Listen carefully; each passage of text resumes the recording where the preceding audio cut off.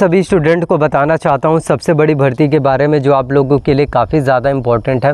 बहुत ही महत्वपूर्ण जो है भर्ती वैकेंसीज काफ़ी अच्छी अपडेट जो है इस समय छत्तीसगढ़ में निकल कर आ रहा है। आप लोगों के लिए नए गवर्नमेंट जॉब वैकेंसीज़ की बौछार जो है निकल कर आ चुका है। बम्पर पदों पर जो है आप लोगों के लिए भर्ती होना है, जिसमें हम बात करें तो छात्रावास अधीक्षक के 400 पोस्ट होने वाला है और वहीं एडीओ के जो है 250 पदों पर, यानी कुल टोटल जो है आप सभी स्टूडेंट्स के लिए काफ़ी ज़्यादा इंपॉर्टेंट जो है भर्तियाँ हैं। तो छत्तीसगढ़ में जो है छात्रावास अधीक्षक के 400 भर्ती और एडीओ के 250 सहायक विकास विस्तार अधिकारी, तो इन दोनों ही भर्ती परीक्षा के लिए आवेदन करने के लिए आपका शैक्षणिक योग्यता क्या होनी चाहिए, क्वालिफ़िकेशंस क्या होने चाहिए, आयु सीमा कितना होना चाहिए, आयु सीमा में कितना छूट आपको मिलेगा, सिलेबस क्या होगा छात्रावास अधीक्षक का, वही एडीओ भर्ती परीक्षा का सिलेबस जो है किस तरह से होता है, कौन कौन से सब्जेक्ट से एग्ज़ाम में प्रश्न पूछे जाएंगे, चयन प्रक्रिया किस तरह से होगा, सिलेक्शन प्रोसीजर, सैलरी आपको जो है कितना मिलेगा छात्रावास अधीक्षक में और एडीओ भर्ती परीक्षा में, सभी जानकारी आपको इस वीडियो के माध्यम से जो है मिल पाएगा। तो वीडियो को लास्ट तक ज़रूर देखना। अगर आप वीडियोस को लास्ट तक देखते हैं तो आपको सभी जानकारी एक एक चीज़ों के बारे में टू द पॉइंट जो है कंप्लीट एक्यूरेट जानकारी जो है मिल पाएगा।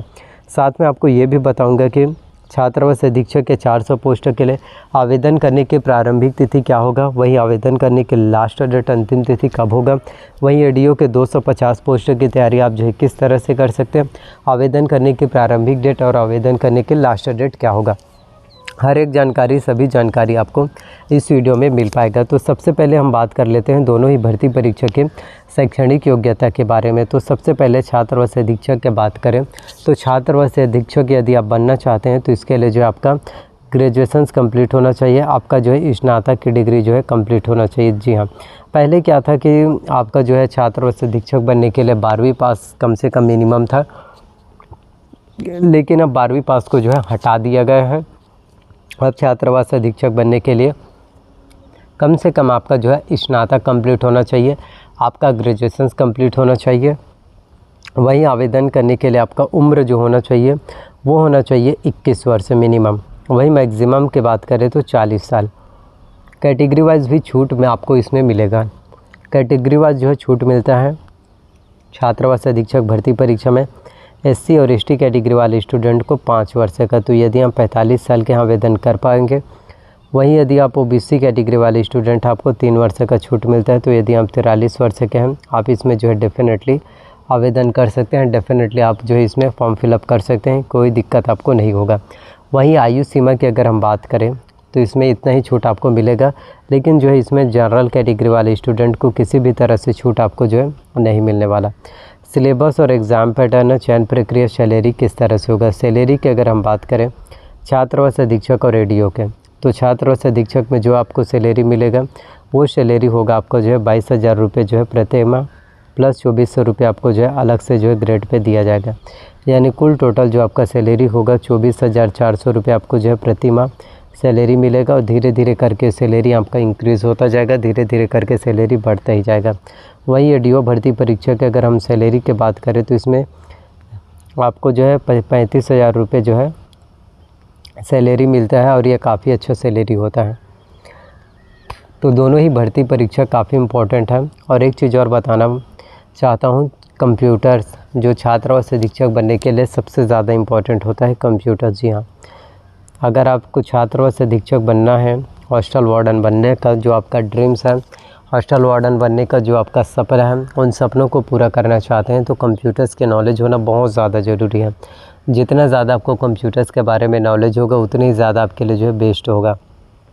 कंप्यूटर्स की अगर हम बात करें तो कम से कम जो है आपका 1 वर्ष का कंप्यूटर्स का डिप्लोमा कोर्स होना चाहिए। 1 वर्ष के कंप्यूटर्स के डिप्लोमा कोर्स में जिसमें अगर आपने ITI कोपा किया है या फिर आपने जो है DCA किया है, PGDCA किया है, BCA किया है या फिर आपने कंप्यूटर साइंस किया तो आप इसके लिए एलिजिबल हो। आप जो है डेफिनेटली इसके लिए आवेदन कर सकते हो, डेफिनेटली इसके लिए जो फॉर्म फिलअप कर पाएंगे। किसी भी तरह से कोई भी दिक्कत, कोई भी प्रॉब्लम्स या किसी भी तरह से परेशानी वाली कोई बात नहीं है, आप इसमें आवेदन आसानी से कर सकते हैं। अगर हम बात करें एडीओ भर्ती परीक्षा में तो ये चीज़ें हैं कि जो सिलेबस आपका छात्रावास अधीक्षक का रहेगा वो आपका एडीओ भर्ती परीक्षा दोनों का जस्ट विपरीत रहता है, एक दूसरे से अलग रहता है। छात्रावास अधीक्षक में सबसे मेन इम्पॉर्टेंट होता है आपका कंप्यूटर से क्वेश्चंस पूछे जाएंगे।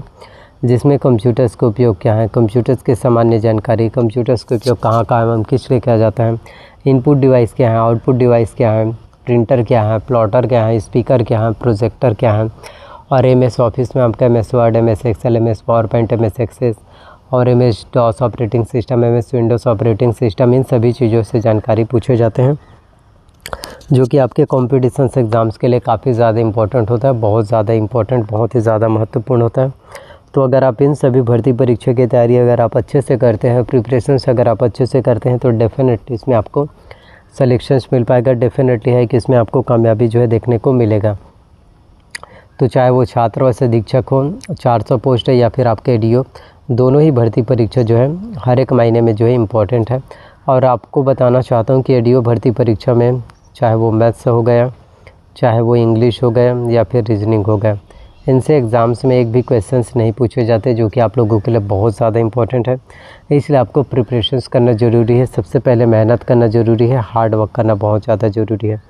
और जितना ज़्यादा आप अच्छे से हार्ड वर्क करोगे, जितना ज़्यादा आप मेहनत करोगे, उतनी ही ज़्यादा सफलताएँ आपको मिल पाएगा और उतनी ही ज़्यादा कामयाबी मिल पाएगा।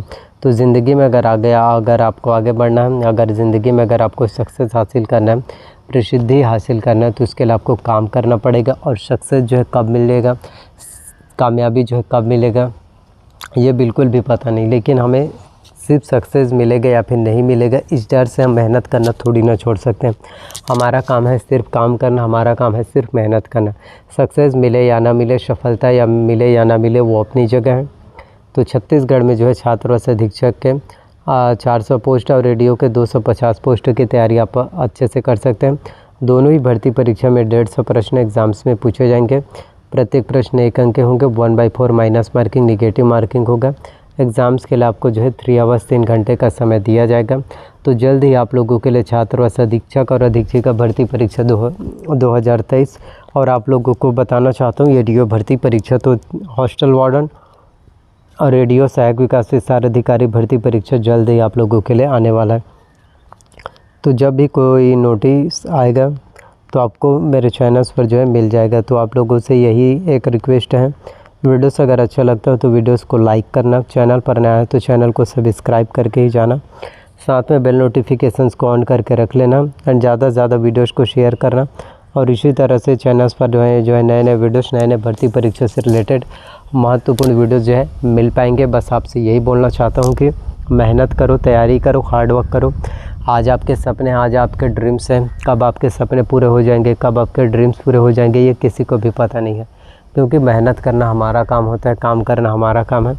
और उसमें कामयाबी हमें मिले या ना मिले, सफलता हमें मिले या ना मिले, वो अलग बात है। बस मेहनत कीजिए।